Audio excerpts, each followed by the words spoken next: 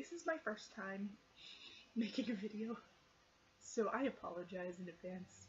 This is going to be very, very unfortunate, but I don't know. I have been watching booktube videos for about 3 years now, 2.5. I feel like it's about time that I get in on it because I really enjoy watching everybody's booktube videos, and I feel like I have some fun things to say about books every once in a while.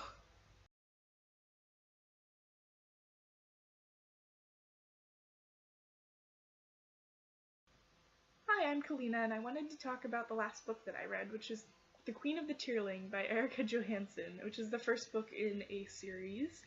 I gave this book a 3.5 out of 5 stars because I had a lot of issues with it at the beginning, but I was kind of in a reading slump before picking it up, so I probably should have started with something a lot different or lighter.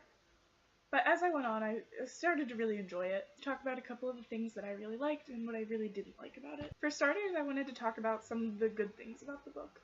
First off, I really loved the main character, Kalina. I thought that she was an excellent main character. Sometimes I didn't agree with everything that she did, like I'm 19 myself, and a lot of times I feel like I would have made different decisions than her, especially if I were royalty, but I don't know because I'm not.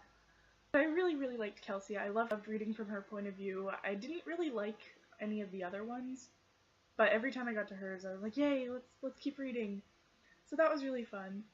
My next favorite thing about the book, I thought that the pacing was really well done. A lot of people said that it was really slow, but I found that every time that it started to lag, something good happened. So I found it very exciting, and I really enjoyed the pacing. The world was kind of interesting, because it seemed like there was no hope at all, like the entire world was broken, not just their country. I felt like you could really feel the desperation in the entire world, like not only in the Tearling, and I'm really excited to see how that plays out in the future of the books, because it seems very hopeless right now, but I'm sure something good will happen. And I really liked the way that the author didn't sugarcoat anything. I thought that that was really nice that like they talked about the sensitive subjects without censoring anything. So that was really refreshing because I feel like a lot of times in YA, those kind of things just kind of get pushed to the wayside and like forgotten about. So I thought that it was really good that all the characters were realistic. Like one of my favorite parts, I don't know if this is really a spoiler or not, but when Kalina was attacked in the bathroom when she was in the bathtub, because I feel like that's one of my biggest fears is that I'm going to be murdered, like, when I'm helpless and naked, so I just really enjoyed that whole scene. It was great. I'm really curious about these sapphires and what exactly they're going to do or how that's going to be explained, so we'll see.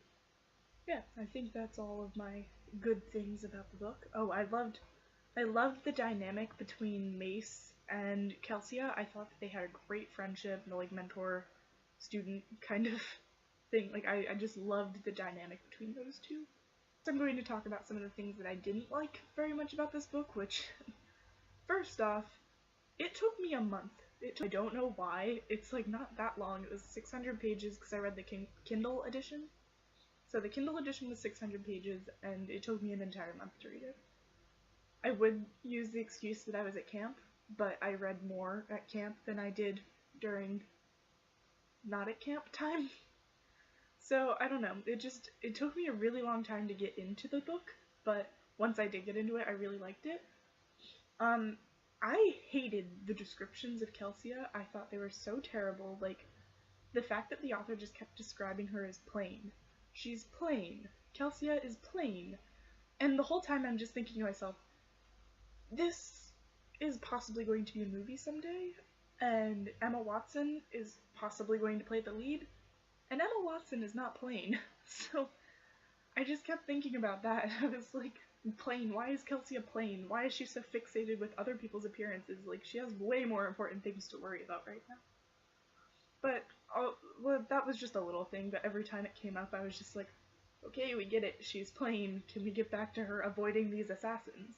I didn't like the other points of views, I already mentioned that. I only liked Kalina's. Sometimes the Red Queen, but like every time it went to Thomas or Javel, I hated Javel. Like, oh, I'm so mad that he didn't die at the end of this book. Like, I hated him. I don't know why. I just did. I don't, like, I'm very afraid for what role he's going to play in the future of this series because I hated him. But yeah, overall, I thought it was a really good book. I did have a lot of problems with the descriptions of characters and the multiple points of views, but when it was in Kelsia's point of view, and when she wasn't complaining about her appearance, or other people's appearances, I thought that it was really great. Thank you!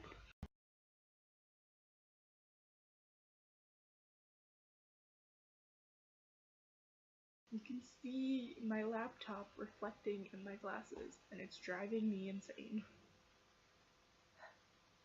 I really like this headband though.